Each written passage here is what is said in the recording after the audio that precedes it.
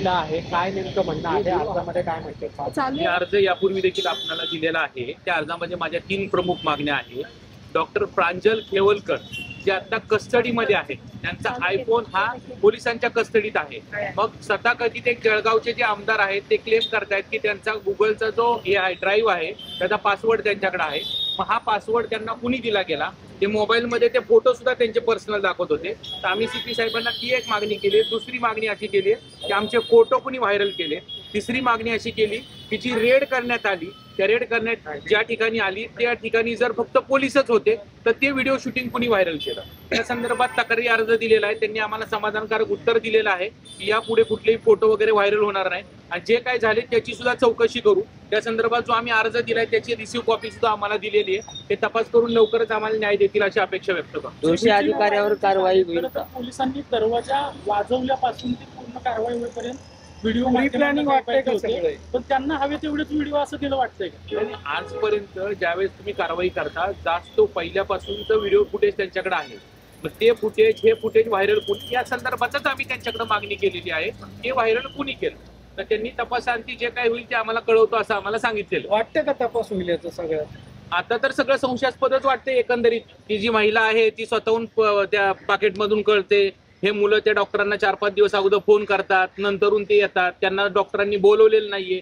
ते unwanted guest आहेत, ते तिथे येतात. आल्यानंतर 10 मिनिटांनी दरवाजा वाजतो. वाजल्यानंतर ती महिला आल्यानंतर पोलीस काय सांगायच्या अगोदर ती महिला पुढे काढून देते. एकंदरीत हे संशयास्पद वाटतं, परंतु हा तपासाचा भाग आहे. तपासामध्ये निष्पन्न होईल आणि पोलिसांना अजूनपर्यंत विश्वास आहे. साहेबांना आम्ही ही विनंती केली की जे ब्लडचे जे सॅम्पल्स आहे नार्कोटिकचे ते सुद्धा लवकरात लवकर आपण मागून घ्यावेत. त्यासाठी सुद्धा CP साहेबांनी सकारात्मक प्रतिसाद दिलाय की ॲज अर्ली ॲज पॉसिबल आम्ही ते लवकरात लवकर कोर्टात दाखवू. पोलीस कोठडी मिळण्यासाठी एक राऊंड असं होतं की रेकॉर्डवरचे गुन्हेगार आहे असं पण त्यांनी सांगितलेलं होतं. त्याच्याविषयी हाच मुद्दा आम्ही मांडला. त्याच्या मीडियाने अख्खे दिवस दाखवले की डॉक्टर प्रज्वल खेवलकर हे सराईत गुन्हेगार आहे, पण त्यांचं असं म्हणणं की हा टायपोग्राफिकल मिस्टेक आहे, फक्त एक आकडा चुकल्यामुळं. पण एक आकडा चुकल्यामुळं त्या डॉक्टरांची इतकी समाज माध्यमामध्ये किंवा इतकी जनमानसामध्ये बदनामी झालेली आहे.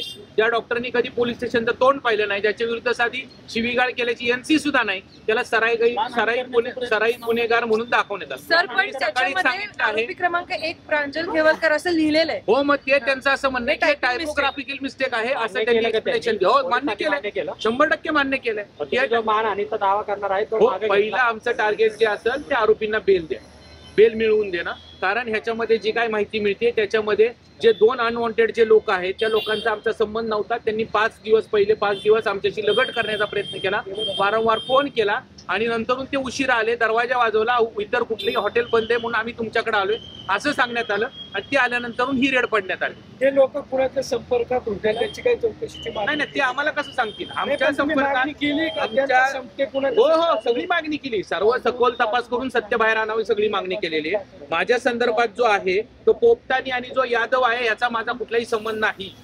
झाली पाहिजे ना, सगळी चौकशी झाली पाहिजे. त्याच्यातून जे सत्य बाहेर येईल त्याच्यासाठी आम्ही वाट पाहतोय आणि उद्याच्या रिपोर्टची सुद्धा वाट पाहतोय की उद्या काय येतंय. ज्याने व्हायरल केलं म्हणतात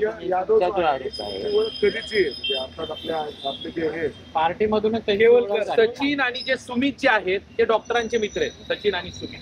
परंतु त्याच्यामध्ये जो पोपटानी आणि जे यादव आहेत हे लोकांनी 4 ते 5 दिवस डॉक्टरांची काही कारण नसताना बळ लगट करण्याचा, तोंड ओळख असताना आम्हाला तुम्हाला भेटायचे यायचे, कुठं भेटूया हे करूया अशा पद्धतीने लगट करून हा सगळा प्रकार बनावट असण्याची शक्यता नाकारता येईल. आणि जो यादव आहे त्यांच्या बरोबर आला होता. त्या मुलींची डॉक्टरांचा कुठलाही काडी मात्र संबंध नाही, नव्हता आणि नाही. ते कुठल्या काय त्यांचं काही नाही ना, ज्या मुली कुठून आल्या त्या माहितीच नाही, त्याचं आम्हाला काय माहिती. पोलीस म्हणतायत की डॉक्टर खेवलकर आणि त्यातल्या एका मुलीचं चॅटिंग आहे, इंस्टाग्रामवर चॅटिंग करतात. अहो, इंस्टाग्रामवर चॅटिंग हे चॅटिंग त्यांनी दाखवावं ना, की बाबा मी बोलवलं, मी ड्रग्ज घेऊन बोलवलं, हे दाखवावं ना. तुम्ही चॅटिंग आहे किंवा 100 जे 5-5, 10-10, 20-20 हजार फॉलोअर असतात, कुणाशी जर समजा हाय हॅलो बोललो तर त्या संदर्भात NDPS ऍक्ट लागू होतो का? हेच केवळ दाखवायचं होतं की त्याच्यामध्ये कुठल्याही प्रकारे ड्रग्जचं सेवन केलं गेलं नाही. पुन्हा मी सांगतोय, ड्रग्ज कुठलेही माझ्या किंवा डॉक्टर खेवरकरांच्या ताब्यामध्ये मिळून आलेलं. तुम्ही जे आरोप करताय त्या आरोपामध्ये नाही, मी असं काही कोणाची चुकी म्हणणार नाही. ज्याचा त्यांनी रोल जास्तीत करावं. तुम्ही जे आरोप करताय त्या आरोपात जर काही तथ्य असेल तर त्या अधिकाऱ्यावर कारवाई करतो असं आयुक्तांनी सांगितलं. हे बघा, हे प्रकरण हा खूप हाईट झालेलं एकदम स्ट्रॉंग हे आहे नाही का. मीडियासमोर हे झाले. हे छोटं प्रकरण नाही, एखाद्याच्या पर्सनल लिबर्टीचा आणि पर्सनल आयुष्याचा प्रश्न आहे. जर एखाद्याला जर अशा प्रकारे खोट्या गंभीर अंमली पदार्थासारख्या केसमध्ये जर गुंतवणूक हे केलं असेल तर ते बाहेर आल्यानंतर ना ते 100% ठरवतील याच्याविषयी दाद मागायची काय करायचं. पण ही एखादी स्टोरी रचून सगळं केलेलं सगळं हे कसं प्रथमदर्शनी तर तसं दिसून येते. तुम्ही साधा तो व्हिडिओ काढा, तुम्ही स्वतः पत्रकार आहात तुम्ही बघा, दरवाजा वाजल्यानंतर पोलीस आल्यानंतर ती महिला स्वतः पर्समधनं काढून ड्रग्ज देते, ह्याचा अर्थ काय होतो?